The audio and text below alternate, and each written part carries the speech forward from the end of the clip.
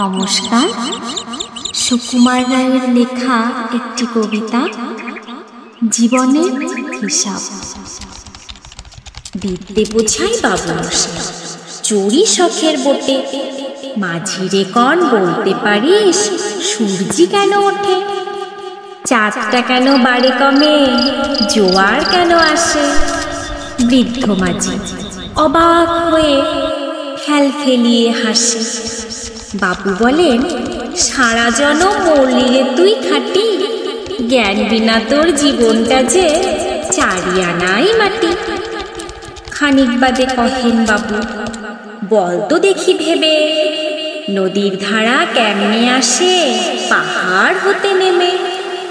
বলতো কেন লবণ পোড়া সাগর ভরা পানি? মাঝি সে কয়, আরে মশাই অত কি আর জানি। বাবু বলে, এই বয়সেও জানিস নেও তাকি, জীবনটা তো নেহাত খেলো অষ্ট আনায় ফাঁকি। আবার ভেবে কহেন বাবু, বলতো ওরে বুড়ো, কেন এমন নীল দেখা যায় আকাশের ওই চূড়ো?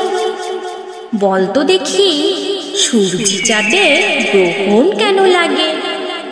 বৃদ্ধ বলে, আমায় কেন লজ্জা দিচ্ছেন হেন? বাবু বলে, বলবো কি আর, বলবো তোরে কিতা, দেখছি এখন জীবনটা তোর 12 আনাই বৃথা। খানিক বাদে ঝড় উঠেছে, ঢেউ উঠেছে ফুলে। বাবু দেখেন নৌকাখানি ডুবলো বুঝি দিলে। মাঝিরে, একি ওরে, একি আপদ, ওরে ও ভাই মাঝি, ডুবলো নাকি নৌকা? এবার মরবো নাকি আছি? মাঝি শুকায়, সাঁতার জানো? মাথা নাড়েন বাবু। মূর্খ মাঝি বলে, মশাই মন কেন কাবু? বাঁচলে শেষে আমার কথা হিসাব করো পিছি। তোমার দেখি জীবনখানা 16 আনাই মিছে।